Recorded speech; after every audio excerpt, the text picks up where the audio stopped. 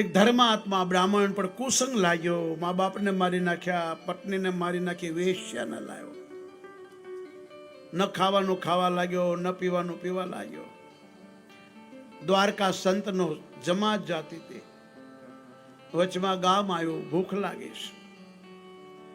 ગામમાં પૂછ્યું કોઈ હરિભક્ત છે તો અમને ભોજન કવડાવે. તો 5 જણા કોડા બેઠા જ હોય. કોડામાં સમજો છો? આજ નહીં કહું, કાલે તમે આવશો નહીં, છેલ્લે કહીશ. બધે આવું હોય. સમુદ્ર મથન કર્યું ને, હીરા માણેક અમૃત, ગાયો, ઘોડા, હાથી, સોના ચાંદી, ઝેર નીકળ્યું. પછી આ બધા નીકળ્યા મારા વાલા કોડા. ભગવાને કીધું બધા બે લઈ જાઓ ને, 4 4 5 5. ઘરના કામ કરે. ઘર શું કામ કરે? ઘર તોડાવે. અમાર નથી જોતા. ભગવાને કહે દે બધું વસ્તુ લીધું, આ બી લ્યો. સમુદ્રમાંથી નીકળ્યા છે બધા કે ના અમે નહીં લઈએ. ક્યાં આ જે ગામમાં હોય એનું બગાડે. કે શું કરું ભગવાન? કે એ ટાઈમ ભગવાન પાસે જ વિમાન હતું કે તમારે વિમાનમાં ભરો આ બધાને અને ગામડે ગામડે નાખો. અહીં નહીં હોય, બાકી બધે હોય. 5 જણા મળે, નિંદા કરનારા, વાતો કરનારા, તમને પાડનારા, તમે સુખે તમને બગાડનારા, તમારા પરિવારને બગાડનારા મળી જાય. એનો ધંધો જ આ. કોઈ કીધું અજામિલના ઘેર જાઓ. આ સાધુનો વિરોધી, ધર્મનો વિરોધી, મંદિરોનો વિરોધી. ત્યાં ગયા. એની ઘરવાળીએ જોયું, દોટ મૂકી, બસ બાપુ બહાર રહેજો, હું એક વેશ્યા છું, જીવનમાં પાપ બહુ કર્યા છે. બેટા અમે ભૂખ્યા છીએ, અમારે જમવું છે, અમને ભોજન જમાડ. પેલી કીધું મહારાજ તમે મને દીકરી કહો પણ હું લાયક નથી. કે દુનિયા માટે જે હોય અમારા માટે દીકરી, સાધુ માટે તો બધા બરાબર છે. કીધું તમને સીધું સામાન આપું, બનાવો, ભોજન કરીને જલ્દી જતા રહેજો. કેમ? મારો પતિ સાધુ સંતોનો વિરોધી છે. સંતો જમવા બેઠા ને પેલો આવ્યો. પેલા ગામવાળાએ કીધું કે તારા ઘરે આજકાલ ભક્તાણી સાધુને જમાડે છે. અજામિલ દોડ્યો. સંતો જમતા હતા, મારવા દોડ્યો. પેલી પગ પકડી લીધા, મારશો નહીં.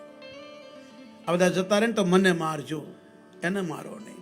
જિંદગીમાં પહેલી વાર મારાથી એક સારું કામ થયું છે. મારા આંગણે સંતો આવ્યા છે. એ ભાગશાળી ગેરસ્તી જેને ઘરે સાધુ સંતો આવે, અને મારશો નહીં. સંતોને કીધું જમીન જલ્દી ભાગો. સંતોએ જમી લીધું. પછી કીધું દક્ષિણા આપો. યજ્ઞ કરો એટલે દક્ષિણા આપવી પડે. અગ્નિનારાયણની પત્ની દક્ષિણા. ગૌશાળામાં જાઓ તો ગાયને કંઈક આપવું પડે. ગુરુ પાસે જતો કંઈક આપવું પડે. આશ્રમમાં ધર્મસ્થાનમાં જતો કંઈક નાખવું પડે. આ આપણી સંસ્કૃતિ. સંતોએ સમજાયો, તમે સાધુ છી, દક્ષિણા કે મારી દક્ષિણા એક તમને લૂંટું નહીં, તમે આપો. સંતે કીધું અમે આપીએ તો લેશ? કે હા. તો તારી પત્ની ગર્ભવતી છે, બાળકનો જન્મ થાય તો નારાયણ નામ લખશે, નારાયણ રાખશે, આ મારી દક્ષિણા. સંતો જતા રહ્યા. બાળકનો જન્મ થયો. અજામિલે નારાયણ નામ રાખ્યું. 4 છોકરા હતા, 5મો એટલું સુંદર બાળક હતું. એમાં અજામિલને પ્રેમ થઈ ગયો. નારાયણ નારાયણ આખો દિવસ કરે. છોકરાને રમાડે, ફરવા લઈ જાય, જમવા બેસાડે. આખો દિવસ નારાયણ નારાયણ કરે. યમદૂતો લેવા આવ્યા મરણ ટાઈમે. યમદૂતોને જોઈ અને અજામિલ ગભરા ગયો. હે નારાયણ! છોકરાને બોલાવ્યો અને ભગવાનના પાર્ષદો આવ્યા. આ બાજુ યમદૂતો એને પકડે. પાર્ષદે કીધું ને છોડી દો. યમદૂતે કીધું આ બ્રાહ્મણના ઘરમાં જન્મો, સારા ખાનદાનમાં જન્મો, અને એવા પાપ કર્યા છે, અમે લઈ જઈશું. પાર્ષદે કીધું આને છોડો. એને મારા ભગવાનનું નામ લીધું કે તમારા ભગવાનનું નામ નથી લીધું ને છોકરાને બોલાવ્યો છે.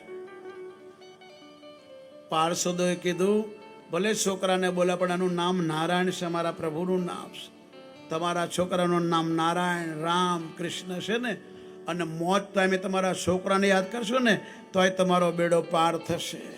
ભગવાન તમને લેવા આવશે. આ સુખદેવજી કથા કરે છે.